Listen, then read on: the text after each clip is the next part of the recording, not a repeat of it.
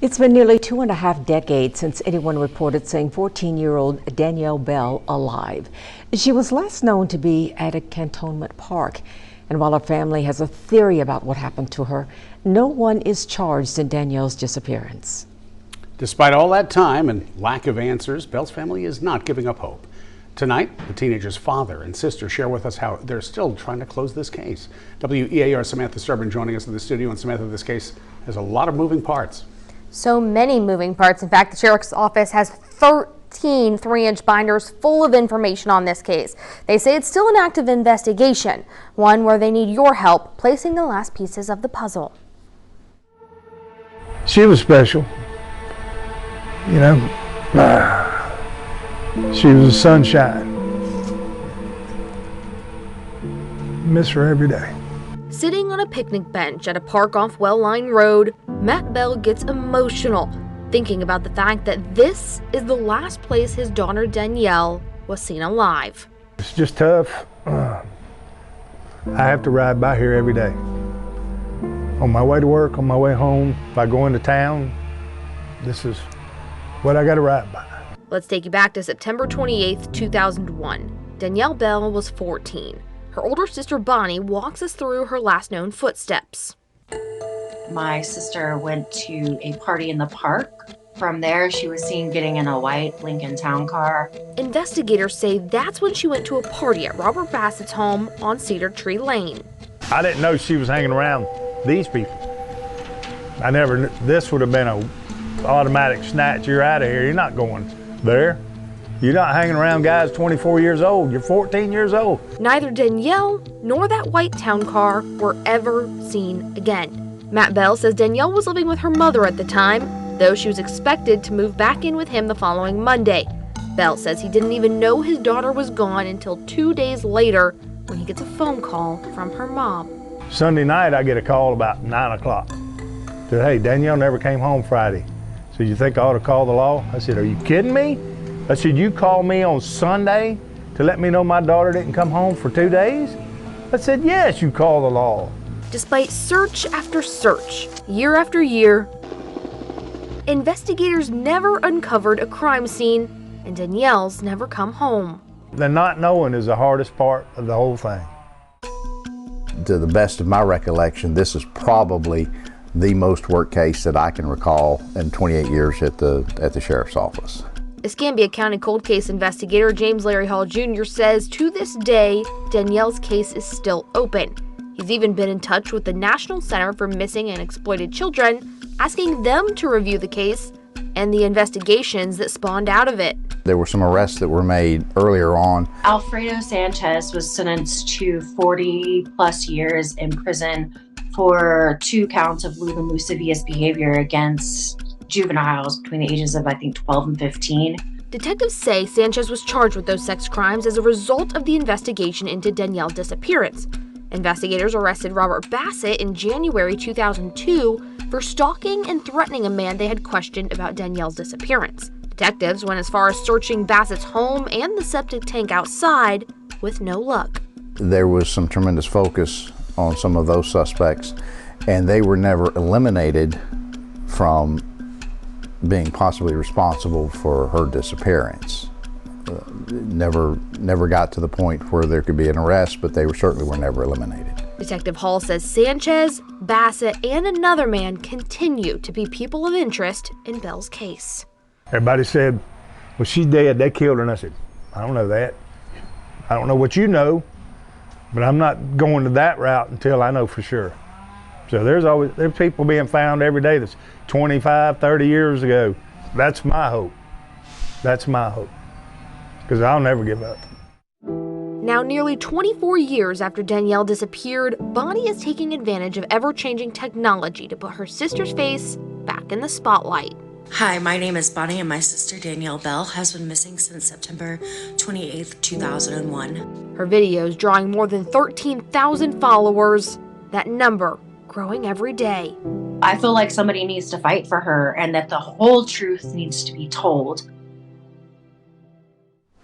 Danielle would have turned 38 this year. If you have any information about what happened to her, where she is, or where her remains may be, call the Escambia County Sheriff's Office. In the studio, I'm Samantha Servin.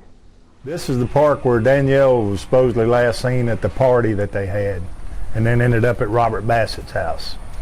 And so, help me understand this whole connection with Alfredo and Robert, because I remember reading in one of their arrest reports that they were a person of interest in, it was redacted name, disappearance, and I've heard their names kind of surrounding, but how are they connected to Danielle? They were friends, and they hung around together and everything, and I never knew that they existed until after Danielle came up missing. I mean, Danielle was 14, Alfredo was 24. Robert Bassett's around the same age. Whenever I found out, because she was living with her mother, I came over on Friday and she said she'd had enough of this crap over here. She's ready to come live with me. My son lived with me. And I said, okay, well, pack your stuff, let's go. You know, I paid for everything that she got, groceries and all that. And she told me that they were taking her groceries. And I said, no, we're not doing that. I mean, I said, load up. And she goes, well, I was going to go spend some time with one of her friends, which was a sweet little girl. And I can't even remember her name, and I said I thought she was going off for her, and it kind of turned out to be somebody else. And so I told her, I said, ride home to school with Matthew Monday, my son. And she says, okay. So Sunday night I get a call about 9 o'clock. Said, hey, Danielle never came home Friday. So you think I ought to call the law? I said, are you kidding me? I said, you called me on Sunday to let me know my daughter didn't come home for 2 days? I said, yes, you call the law. So I called and I said, I'm on the way. And got over there, and then ended up going back over there the next day, and Alfredo was over there, and some of his, Roel was another one of his cousins. And then they go, this is Danielle's friends. I said, Danielle don't have friends like that. I said, what are you doing? I said, that's a no-no, you know? And so, but they were best friends from what I understand. And I've had a conversation with him. I went searching for him, and so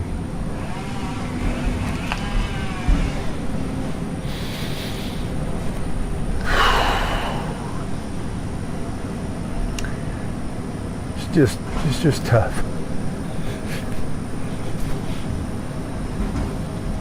I don't know. I just figured eventually somebody would say something. That was their biggest thing. Said eventually somebody's going to crack. Well, nobody's cracked. You know, it's been 24 years, and so this year will be 24. So it's just tough. I have to ride by here every day. On my way to work, on my way home, if I go into town, this is what I got to ride by. So. But you've never given up hope looking for her? No. Everybody said, well, she's dead, they killed her. And I said, I don't know that. I don't know what you know, but I'm not going to that route until I know for sure. So there's people being found every day that's 25, 30 years ago, you know? That's my hope. That's my hope. Because I'll never give up. So. What is your message to somebody, you know, that maybe knows even a little piece of information, you know, knowing that at least one of the people that may be tied to this is in jail? They may not be, you know, I say that to say because some people are afraid to come forward with information. They're afraid for retaliation. What would your plea be with them to share what you know? If they could understand the hurt that somebody has. I mean, I'll put it to you this way. I had a friend at work. He come up to me one day, put his arms around me and hugged my neck and said, I'm sorry. I said, for what?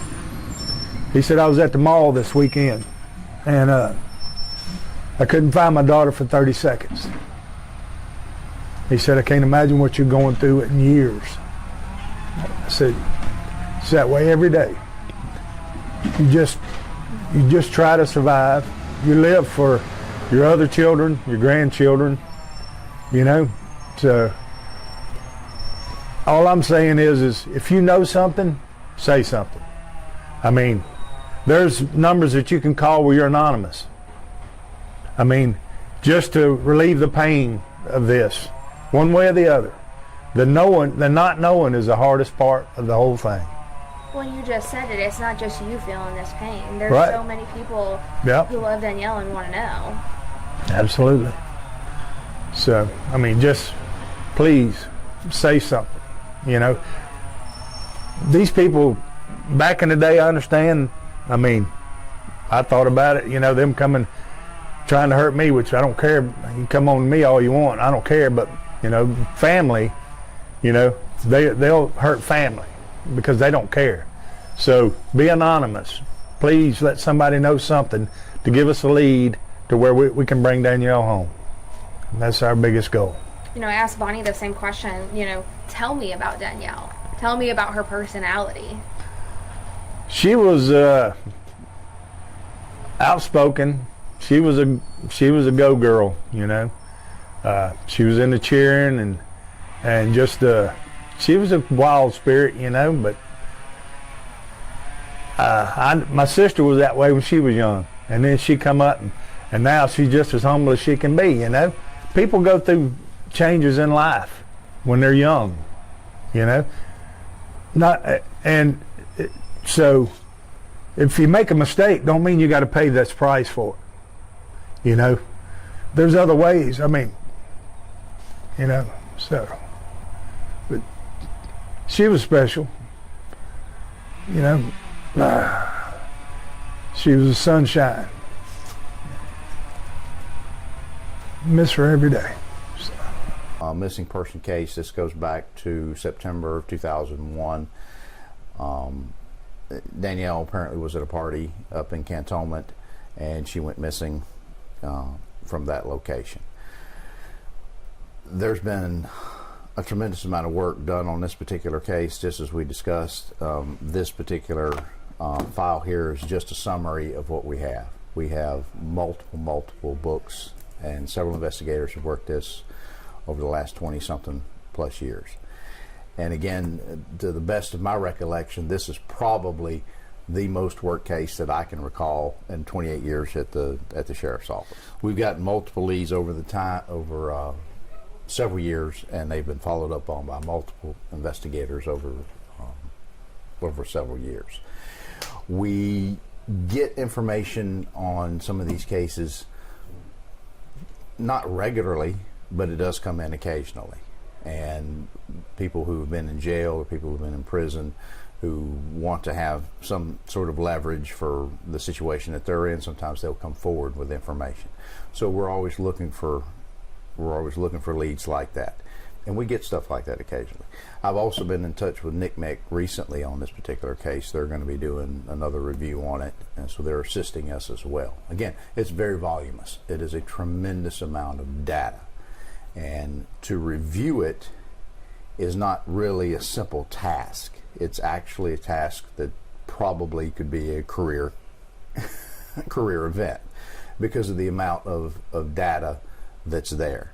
And what we want to do is to go back and make sure that if we missed anything, we can go back and we can revisit it. If there's something else out there that we can go back and do again, we want to go back and do that again. And one of the reasons we want to do that is people change, their motives change, and what they want to share at one particular time is going to be different than what they'll share initially. Their circumstances will change and their relationships will change. So we're looking for those sort of things as well. To get into any more detail in that would be something I wouldn't be quite comfortable with, but I'll entertain whatever you may want to ask. Do we have any theories as to what may have happened to Danielle? There are several theories, and they have floated for quite a while throughout the community. But even to get into that and to share those sort of things, I don't want to do anything to jeopardize the investigation. And to be honest, I'm familiar with it, but I'm not familiar with every word that's in all of the volume. So for me to speak to any of that, that would, until I've had a chance to see all that, that may be detrimental, and I don't want to get into that. But there are multiple theories, and there have been several investigations that spun off of this. There were several other cases that came out of this investigation that did result in some arrests earlier on in the process, but never what we're looking for. Never her, and never exactly what happened to her. And that's what we're still looking for. Is this a case like Greg Bryant and Antonio Brown, where you have an idea of who may have done it, but you need help, or is it still trying to figure out what happened? No, it's similar to that case. It's similar to that case. There was, as I said, there were some arrests that were made earlier on, and there was some tremendous focus on some of those suspects, and they were never eliminated from being possibly responsible for her disappearance. Never got to the point where there could be an arrest, but they certainly were never eliminated. I know you guys did a lot of searches, did stuff with Brad Dennis, and the group that he used to be a part of, the Class Kids, I think. Yes. Did anything ever turn up from any of those searches? A lot of animal bones. We found a lot of animal bones throughout that, and those are some of the things that I need to go back and review as well, and see if there was anything else discovered in any of those things that we need to go back and look at. Very recently, I was looking at some stuff that indicated where it talked about things of that nature, but most of everything that I saw was animal bones, where they'd get certain calls and they'd follow up on things, and then they'd go out. And we'll keep doing that to the extent that we can. Can you talk about, when you've got so much information, what it takes to go through and decide what to resubmit, if something's worth resubmitting? Time. Lots of time. That's what it takes. It takes time to go through it and to figure it out. And what you do, I mean, and because resources are limited within our agency, they're limited within the Florida Department of Law Enforcement. So you do want to make those best decisions that you can to send off for those things. So yes, it's a triage. It's not a whole lot different than what you would end up in an ER, where they would go in and they find the most serious and you deal with that first, and some of the other things just kind of have to wait until you can get to them. And to give you a direct answer for that, it's just going through it and saying, okay, yes, this one looks like the most promising, you know. And again, technology changes, but for this particular case, it's a missing person. We don't really have a known crime scene that we can go back to, and we don't have a body. So the hope would be that once we do find that, then we can do those forensic sorts of things and run it to ground and get an arrest made. Do things get more complicated the more hands that are on this case? Because I can't imagine how many detectives have now worked this case. Unfortunately, yes. The direct answer to that question is yes. It becomes more complicated. The problem is there's no way to really avoid that. That is simply the reality. You have investigators who retire or leave the agency or pass away. And as time goes on, time's our enemy here. As it moves farther along, you lose track of that. I have another case where Joanna Otto, who is a missing person as well, and I actually went and interviewed the detective who was the original investigator on it, so I could memorialize what he had to say and what he could remember. He's getting a little bit older, and I wanted to make sure that not only did we have his report, but we had whatever his statements may be as well for what he may remember. So that's a process as well. You go back, and it may seem strange to re-interview your own people, but 20 years removed, it's a little different, and it's a way to memorialize what we have here. And that's really the most important part, is to make sure you've got it. That way, hopefully you can go back through it at some point and find that missing clue. Or again, like I said, revisit something that you've already done, because you might get a different result.